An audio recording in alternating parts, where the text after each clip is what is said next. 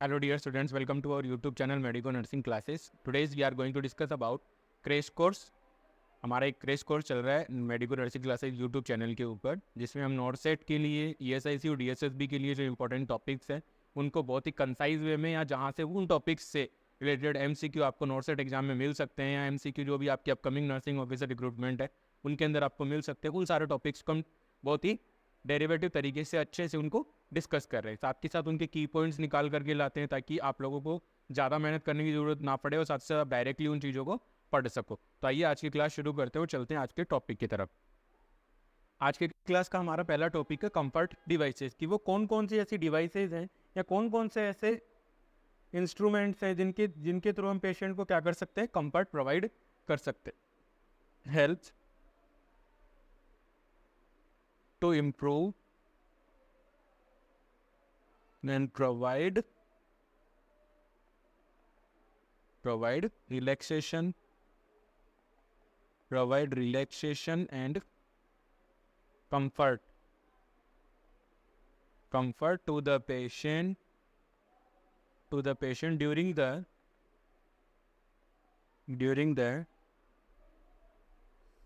stay in hospital।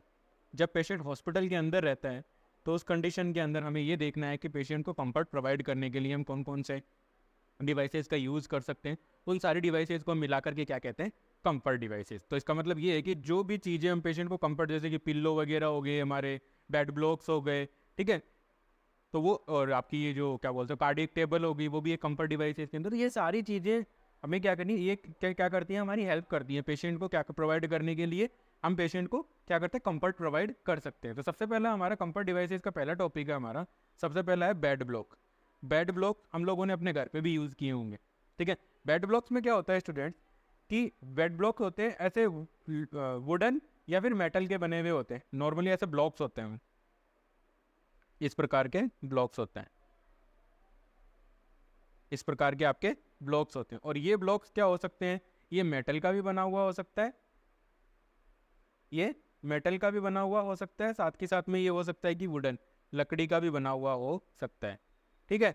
ये होते हैं आपके बेड ब्लॉक। अब इनका यूज़ कहाँ है, ठीक है, ये मेटल और वुडन के हो सकते हैं, इनका यूज़ कहाँ है। इनका यूज़ होता है जब भी हमें किसी भी सिचुएशन के अंदर, जब भी मान लीजिए हमें डॉक्टर एडवाइस करते हैं कि पेशेंट के हेड एंड को एलिवेट करो या फिर पेशेंट के बेड एंड को, जो लेग एंड है उसको एलिवेट करो, फुट एंड को एलिवेट करो। ऐसा हमें जब भी डॉक्टर एडवाइस करते हैं किसी भी क्रिटिकल सिचुएशन के अंदर, तो सिचुएशन के अंदर क्या होता है कि हम इन बेड ब्लॉक्स का यूज़ करके क्या कर सकते हैं, पेशेंट को पर्टिकुलर जो भी प्रेस्क्राइब पोजीशन है उस पोजीशन को हम पेशेंट को प्रोवाइड कर सकते हैं। जैसे कि अगर हम बात करें हेड एंड और फुट एंड, जब भी हमें डॉक्टर कहते हैं कि भाई हेड एंड को एलिवेट करो या फुट एंड को एलिवेट करो, तो सिचुएशन के अंदर हम क्या कर सकते हैं, हम बेड ब्लॉक्स का यूज़ करके पेशेंट को पर्टिकुलर पोजीशन है वो प्रोवाइड कर सकते हैं जी, ठीक है। आई होप आप लोगों को समझ में आ रहा हो। कोई डाउट है तो प्लीज़ आप कमेंट सेक्शन में पूछ लीजिएगा। बाकी आपका कंफर्ट डिवाइसेस का टॉपिक काफ़ी ईजी है, एक बार में समझ में आ जाएगा, ठीक है। नॉर्मली इनका यूज़ करेंगे हम पेशेंट के बेड के हेड एंड को एलिवेट करने के लिए और फुट एंड को एलिवेट करने के लिए नॉर्मली, ठीक है। यहाँ पर आप बेड ब्लॉक्स लगा देते हो अगर आपको हेड एंड एलिवेट करना है तो, ठीक है। और अगर आपको फुट एंड एलिवेट करना है तो इन बेड ब्लॉक्स को यहाँ से हटाओ और आप इनको फुट एंड पे लगा दो। इन बेड ब्लॉक्स को क्या कर देंगे, हम फुट एंड पे लगा देंगे, तो क्या होगा, ये हो जाएगा हमारा comfort device bed block. I hope आप लोगों को समझ में आया होगा। कोई डाउट है तो प्लीज़ आप कमेंट सेक्शन में दोबारा पूछ सकते हैं। नेक्स्ट हम देखते हैं डायथर्मी। नेक्स्ट देखो पॉइंट लिखा हुआ है, की पॉइंट है, की पॉइंट है ये एक इंपॉर्टेंट की पॉइंट है। सीधा क्वेश्चन आपको देखने को मिल सकता है, इससे एमसीक्यू आपको देखने को मिल सकता है। तो इसमें क्या बोला गया है, इसमें बोला गया है कि diathermy is the method of dry heat application. Diathermy एक ड्राई हीट एप्लीकेशन का क्या है, मेथड है। ड्राई हीट एप्लीकेशन का मतलब यहाँ पे स्टूडेंट इंपॉर्टेंट है, प्लीज आप इसको नोट डाउन कर लीजिएगा। Diathermy is the method of dry heat application. इसमें आप क्या कर रहे हो, इसमें देखो ये डायथर्मी मशीन है, ये है हमारी डायथर्मी मशीन। इस डायथर्मी मशीन के अंदर हम क्या कर रहे हैं, हीट एप्लीकेशन कर रहे हैं, हीट अप्लीकेशन कर रहे हैं, और इस हीट अप्लीकेशन के दौरान हम ड्राई हीट मेथड का यूज़ कर रहे हैं। जब आपको मैं हीट एप्लीकेशन पढ़ाऊंगा, हॉट एप्लीकेशन पढ़ाऊंगा, तो मैं आपको बहुत सारे उसके क्लासिफिकेशन बताऊंगा। क्लासिफिकेशन में सबसे इंपॉर्टेंट दो क्लासिफिकेशन होते हैं, मॉइस्ट हीट और ड्राई हीट। तो ये जो डायोथर्मी है वो क्या है, एक ड्राई हीट का एप्लीकेशन है। इसमें क्या देखिए, मशीन के अंदर आप देखो, इस मशीन में आप देखोगे कि यहाँ पर एक पैड लगा हुआ है। यहाँ पर देखो क्या मैंने राउंड किया है, ठीक है, थोड़ा और जूम कर देता हूँ। यहाँ पर एक पैड लगा हुआ है, ये पैड डायरेक्टली पेशेंट की बॉडी के टच में आ रहा है, यहाँ पर देखो, ठीक है, ये पेशेंट की डायरेक्टली पेशेंट की बॉडी के टच में आ रहा है, और ये पैड इस मशीन की हेल्प की वजह से क्या होता है, धीरे धीरे गर्म होता जाता है, और उससे क्या होगा, ये पैड भी गर्म होता जाता है। अब ये पैड गर्म होता जाएगा तो उस कंडीशन के अंदर क्या होगा स्टूडेंट, उस कंडीशन के अंदर पेशेंट को ड्राई हीट का एप्लीकेशन होगा, जिस भी एरिया के अंदर आपको ये पैड आपने अप्लाई कर रखा है। तो ये क्या है हमारा, कि डायोथर्मी एक ड्राई हीट एप्लीकेशन का मेथड है। आई होप आप लोगों को समझ में आया हो। ठीक है, चलते हैं अपने नेक्स्ट पॉइंट पे। नेक्स्ट पॉइंट पे इंपॉर्टेंट नोट है, एक इंपॉर्टेंट नोट है, वो क्या कह रहा है, देखो इंपॉर्टेंट नोट ये कह रहा है कि hot application increase the mobility of electrolytes and cold application decrease the mobility of electrolyte. इस मोबिलिटी का मतलब क्या है, मोबिलिटी का मतलब है मूवमेंट। इस मोबिलिटी का मतलब क्या है, इस मोबिलिटी का मतलब है मूवमेंट्स। इस मोबिलिटी का मतलब क्या है, मोबिलिटी का मतलब हो गया स्टूडेंट मूवमेंट, कि मूवमेंट होगा। तो मूवमेंट हो रहा है, किसका हो रहा है, इलेक्ट्रोलाइट्स का। इलेक्ट्रोलाइट्स का मतलब minor element, minor elements that are required for normal physiological functioning, required for normal physiological functioning। Normal physiological functioning के लिए जो माइनर एलिमेंट जरूरी होते हैं उनको बोलते हैं अपन इलेक्ट्रोलाइट्स, विटामिन, मिनरल्स, वो सारे इसके अंदर इंक्लूड कर दिए जाते हैं। तो इस पॉइंट के अंदर हमें क्या बताया गया है, इस पॉइंट पे ये बताया गया है कि हॉट एप्लीकेशन है वो क्या कर रहा है, increase mobility of electrolytes, and cold application है वो डिक्रीज कर रहा है मोबिलिटी ऑफ इलेक्ट्रोलाइट्स। कि हॉट एप्लीकेशन की वजह से स्टूडेंट्स आप देखोगे कि हॉट एप्लीकेशन जैसे आप करोगे, हॉट जैसे नॉर्मली समझाने के लिए, अगर आप हॉट एप्लीकेशन कर रहे हो,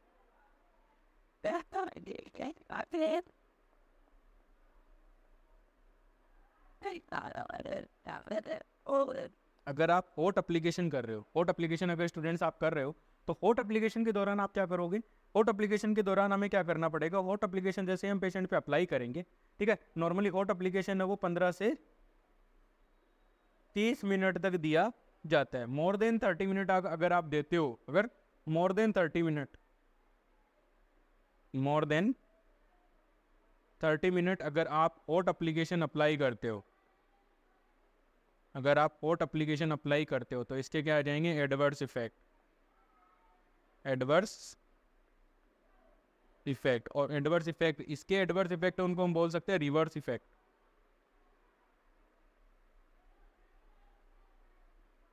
रिवर्स इफेक्ट भी हो सकते हैं। तो हमें ध्यान रखना है जब भी हम हॉट एप्लीकेशन या कोल्ड एप्लीकेशन अप्लाई करें, तो एक जो प्रॉपर टाइम डिटरमाइन किया हुआ है, 15 से 30 मिनट का लगभग जो टाइम है वो एप्लीकेशन के लिए, वो एक निश्चित किया हुआ है, निर्धारित किया हुआ है। अगर आपको इससे बियॉन्ड जाना है तो आपको एडवर्स और रिवर्स इफेक्ट आपको देखने को मिल सकते हैं। तो इसलिए हमें कभी भी इस टाइम से बियॉन्ड में नहीं जाना, हमें 15 से 20 मिनट में ही उसको क्या कर देना है, फिनिश कर देना है। उसके बाद एक रेगुलर इंटरवल के ऊपर हम दोबारा से वो अप्लाई कर सकते हैं, ठीक है।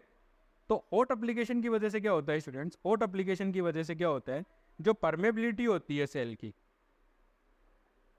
Increase cell permeability, increase cell permeability, की सेल की जो परमेबिलिटी है वो क्या कर देती है, इंक्रीज कर देती है। और सेल की परमेबिलिटी इंक्रीज होने की वजह से वहां पर क्या होता है, उसकी सेल की परमेबिलिटी इंक्रीज हो गई, सेल की परमेबिलिटी जैसे इंक्रीज होगी, अब वहां से क्या हो जाएगा, आपके फ्लूइड एंड इलेक्ट्रोलाइट्स, फ्लूइड और इलेक्ट्रोलाइट्स का क्या शुरू हो जाएगा, वहां पे वहां से वो निकलना शुरू हो जाते हैं, रिलीज शुरू हो जाता है, रिलीज स्टार्ट, इन रिलीज होना शुरू हो जाते हैं कहाँ पे, एक्स्ट्रा सेल्यूलर फ्लूइड में, एक्स्ट्रा सेल्यूलर फ्लूइड में ये रिलीज होना शुरू हो जाते हैं। तो हमें ये ध्यान रखना है कि जब भी हम हॉट एप्लीकेशन कर रहे हैं तो हमें electrolyte beyond the level of margin हमें नहीं जाना है, क्योंकि हॉट एप्लीकेशन की वजह से क्या होता है, अगर आप beyond the level of margin जाते हो तो सेल की जो परमेबिलिटी है, ठीक है, या परमेबिलिटी बढ़ जाती है। परमेबिलिटी बढ़ने की वजह से क्या होता है, जो इलेक्ट्रोलाइट्स होते हैं उनकी मूवमेंट्स है वो बढ़ जाती है और वो क्या हो जाते हैं, इन एंड आउट फ्लक्स होना शुरू हो जाते हैं। ठीक है, आई होप आप लोगों को समझ में आ रहा होगा। जबकि इससे उल्टा है कोल्ड एप्लीकेशन, इससे उल्टा है कोल्ड एप्लीकेशन की कोल्ड एप्लीकेशन आप दोगे तो सेल के अंदर जो परमेबिलिटी है वो धीरे धीरे डिक्रीज हो जाती है और वो क्या कर देती है, डिक्रीज कर देती है। जो भी इलेक्ट्रोलाइट्स हैं उनकी मूवमेंट्स है उसको वो क्या कर देती है, डिक्रीज कर देती है। ठीक है स्टूडेंट, ध्यान में रखने की बात है। नेक्स्ट हम बात करते हैं, नेक्स्ट है फ्लूइड एंड इलेक्ट्रोलाइट्स। नेक्स्ट हमारा फ्लूइड और इलेक्ट्रोलाइट्स। फ्लूइड और इलेक्ट्रोलाइट्स की अगर आप स्टूडेंट्स अगर आप बात करते हो तो फ्लूइड और इलेक्ट्रोलाइट्स है तो क्या होता है, ह्यूमन बॉडी है,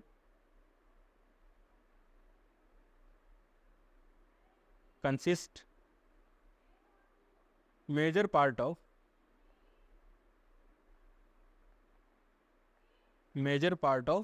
फ्लूइड्स। हमारी बॉडी लगभग हमारी बॉडी के अंदर पानी है, ज़्यादातर हमारी बॉडी के अंदर पानी होता है, जबकि इन्फेंट्स के अंदर तो 90 से लेके 95% तक क्या होता है, पानी होता है।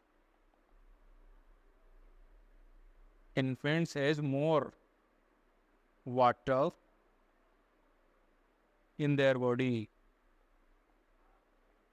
क्योंकि उनकी बॉडी के अंदर मसल मास है, बोन मास है, वो इतना ज़्यादा डेवलप नहीं हो रहा होता। तो इस कंडीशन की वजह से वहाँ पर क्या होता है, वहाँ पर पानी की मात्रा ज़्यादा होती है बजाय एडल्ट के। ठीक है, तो अब हम बात करते हैं, हमारी बॉडी के अंदर दो कंपार्टमेंट होते हैं। पहला होता है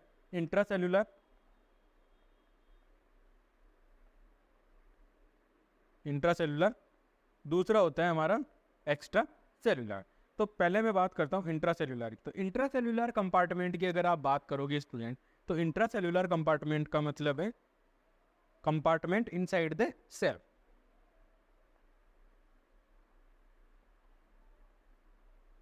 कंपार्टमेंट इनसाइड द सेल।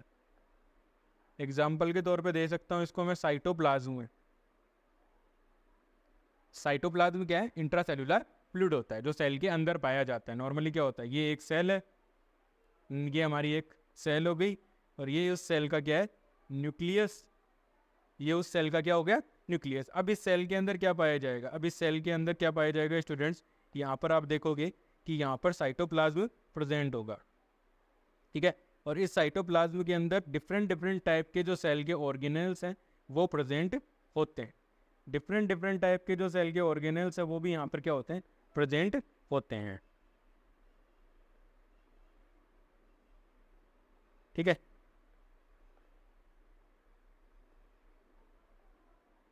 तो इस प्रकार के सेल के ऑर्गेनेल्स हैं, डिफरेंट टाइप के जो सेल ऑर्गेनेल्स हैं वो प्रेजेंट होते हैं। तो ये है अपना, ये जो सेल के अंदर वाला जो कंपार्टमेंट है, यहाँ से ये है आपका सेल का intracellular compartment. Intracellular compartment, I hope आप लोगों को समझ में आया हो। अब हम बात करते हैं एक्स्ट्रा सेल्यूलर। तो सबसे पहले इंट्रासेल्यूलर को कंप्लीट कर लेते हैं। तो इंट्रासेल्यूलर कंपार्टमेंट के अंदर क्या होता है स्टूडेंट्स, इंट्रासेल्यूलर कंपार्टमेंट के अंदर 66% of total body water, of total body weight, total body fluid, total body fluid का, टोटल बॉडी फ्लूइड, वेट नहीं होगा, total body fluid, total body fluid का 66% वाटर या फ्लूइड है वो कहाँ पाया जाएगा, इंट्रासेल्यूलर कंपार्टमेंट। और एक्स्ट्रा सेल्यूलर दूसरा आता है हमारा एक्स्ट्रा सेल्यूलर।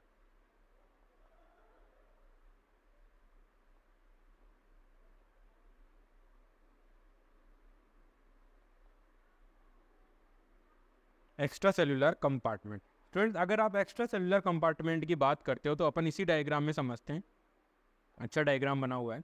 तो इंट्रासेल्यूलर जो सेल के अंदर है, ठीक है, और एक्स्ट्रा सेलुलर जो सेल के बाहर जो कंपार्टमेंट होगा। तो अब जैसे मान लीजिए मैं यहाँ पे बनाता हूँ एक दूसरी सेल, ठीक है, एक बनाता हूँ तीसरी सेल,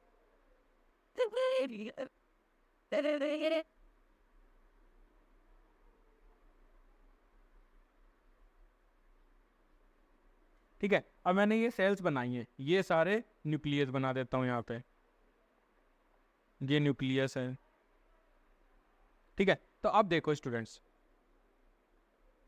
अब बात देखना, जो जहाँ मैं ब्लैक डॉट्स लगा रहा हूँ, जहाँ मैंने ब्लैक कलर कर रहा हूँ, वो क्या है, सेल के दो सेल के बीच में जो स्पेस प्रेजेंट है, दो सेल, दो या दो से अधिक सेल जब आपस में जुड़ती हैं तो उनके बीच में वो पूरी तरह से नहीं जुड़ पाती। जहाँ मैंने डार्क कलर ब्लैक कलर किया है वो क्या है, एक कंपार्टमेंट है, वहाँ पर भी एक स्पेस बना हुआ है, ठीक है, वहाँ पर भी क्या है, एक स्पेस बना हुआ है। और उस स्पेस को हम क्या कहते हैं, उस स्पेस को हम बोलते हैं इंटरस्टिशियल स्पेस, उसे बोलते हैं अपन इंटरस्टिशियल स्पेस। ये वाला स्पेस क्या कहलाता है आपका,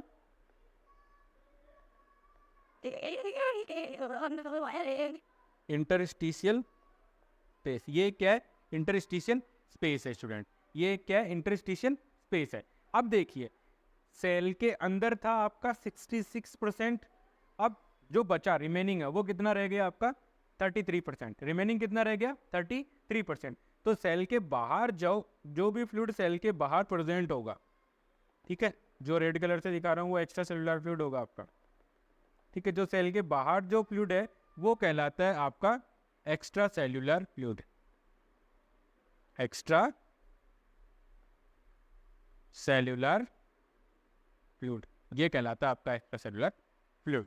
तो और ये कितना परसेंटेज होता है, 33 आ गया, 36 आ गया अंदर इंट्रा सेल्यूलर के अंदर, सेल के अंदर, और सेल के बाहर कितना हो जाएगा 33%, 33%। ध्यान में रखने की बात है कि इंट्रा सेल्यूलर कंपार्टमेंट के अंदर फ्लूइड है वो कितना होता है 66%, और एक्स्ट्रा सेल्यूलर के अंदर कितना होता है 33%। यहाँ पर आपसे एमसीक्यू के रूप में पूछा जा सकता है, एमसीक्यू क्या आ सकता है, एमसीक्यू आ सकता है आप लोगों के पास, एमसीक्यू आ सकता है which is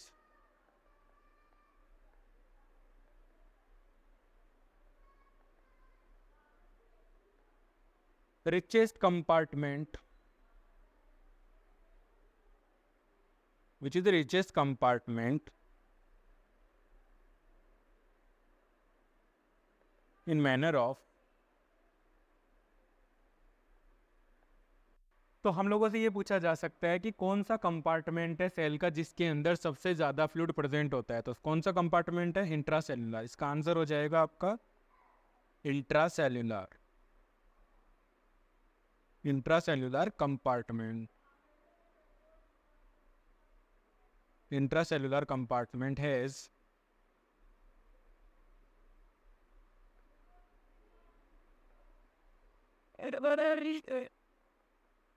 rich in fluid, rich in fluid. सबसे ज्यादा फ्लूइड किसमें प्रेजेंट होता है, इंट्रासेल्युलर कंपार्टमेंट के अंदर। आपसे ये क्वेश्चन बहुत बार एग्जाम्स में पूछा जाता है, कॉमन क्वेश्चन, जनरल साइंस का क्वेश्चन हो चुका है, ठीक है। तो आई होप आप लोगों को समझ में आ रहा होगा।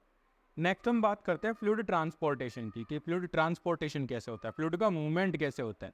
फ्लूइड ट्रांसपोर्टेशन की अगर आप बात करोगे, फ्लूइड ट्रांसपोर्टेशन का मतलब है फ्लूइड का movement from one space to another space, ठीक है। Movement of fluid, movement of fluid from one compartment, movement of fluid from one compartment to another compartment, one compartment to another compartment. जो fluid का movement होता है वो क्या कहलाता है आपका फ्लूइड का ट्रांसपोर्टेशन। हो सकता है कि वो फ्लूइड के प्रेशर की वजह से हो सकता है, या फ्लूइड के कंसंट्रेशन की वजह से हो सकता है उस फ्लूइड के ट्रांसपोर्टेशन के अंदर कोई एनर्जी लग रही है, ठीक है। तो हम ये सारा अभी पढ़ते हैं। तो फर्स्ट वन आता है हमारा ऑस्मोसिस।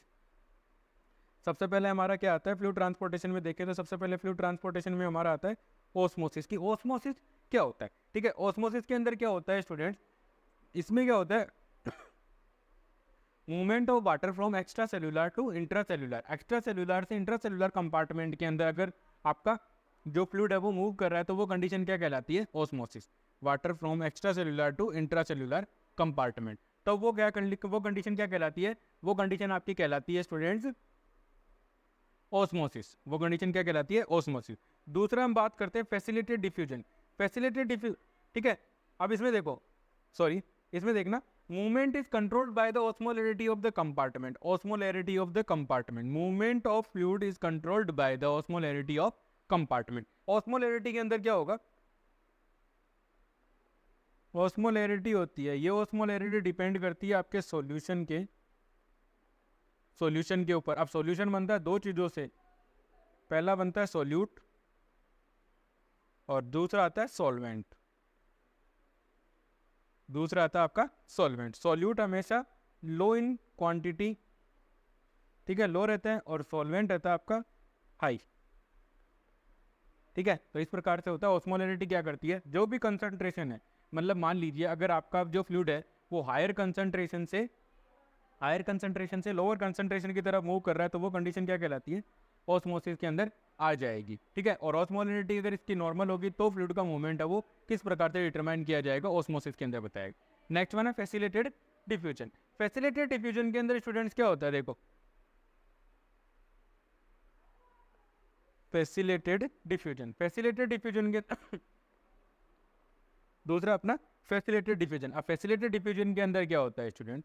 इसमें देखो, मूवमेंट ऑफ सॉल्यूट, किसका मूवमेंट हो रहा है? सॉल्यूट कौन सा? जो लेस अमाउंट में प्रेजेंट है, लेस इन अमाउंट।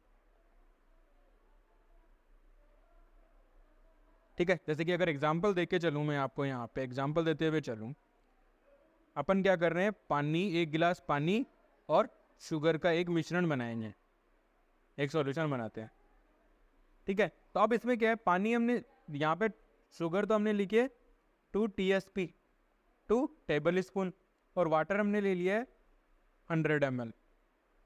तो यहाँ पर देखो, ये तो हो गया आपका सॉल्यूट जो कम अमाउंट में, और वाटर हो गया आपका सॉल्वेंट। आई होप आप लोगों को समझ में आ रहा होगा कि जो मूवमेंट ऑफ सॉल्यूट का मतलब है, इसमें देखो फैसिलिटेड डिफ्यूजन की बात करें, फैसिलिटेड डिफ्यूजन के अंदर क्या हो रहा है? सॉल्यूट मतलब जो लेस अमाउंट के अंदर प्रेजेंट है, जैसे कि शुगर का मूवमेंट हो रहा है अक्रॉस द, कहाँ हो रहा है? अक्रॉस द सेल मेम्ब्रेन के एक कंपार्टमेंट से दूसरे कंपार्टमेंट के अंदर क्या हो रहा है? चेंज हो रहा है। ठीक है, मूवमेंट हो रहा है सॉल्यूट का। अब लेकिन with the assistance of protein की हेल्प की वजह से, with the assistance of protein. ठीक है, प्रोटीन के असिस्टेंस की वजह से क्या हो रहा है? मूवमेंट हो रहा है सॉल्यूट का सेल की मेम्ब्रेन के अक्रॉस द सेल मेम्ब्रेन। वो कंडीशन क्या कहलाती है?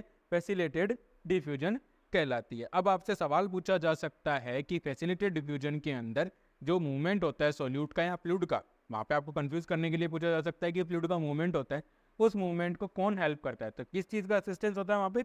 With the assistance of protein के असिस्टेंस की वजह से क्या होता है वहाँ पे आपको क्या मिलता है? फ्लूइड का जो movement across the cell membrane होता है। नेक्स्ट वन है एक्टिव ट्रांसपोर्ट का मतलब, जैसे कि आप नाम से ही पता लग रहा है कि एक्टिव ट्रांसपोर्ट का मतलब है यहाँ पर रिक्वायर्ड होगी एनर्जी की, एनर्जी इज रिक्वायर्ड।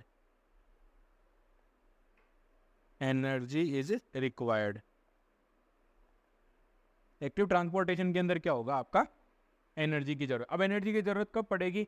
जब हम हवा के साथ चल रहे हैं तो हमें एनर्जी की जरूरत नहीं है। देखिए, जैसे मान लीजिए अपन मकर संक्रांति के टाइम पे अपन क्या करते हैं?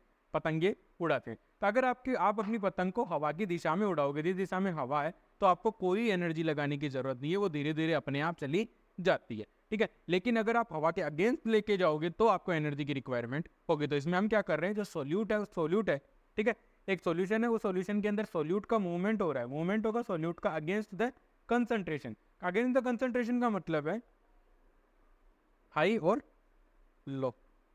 ठीक है, हाई कंसंट्रेशन और लो कंसंट्रेशन। तो अगेंस्ट द कंसंट्रेशन अगर हम मूवमेंट करवाएंगे लो से हाई की तरफ, अगर हाई से लो की तरफ जा रहे हैं तो no energy, not required energy, energy की कोई जरूरत नहीं है। लेकिन अगर आप लो से हाई की तरफ आ रहे हो, एनर्जी इज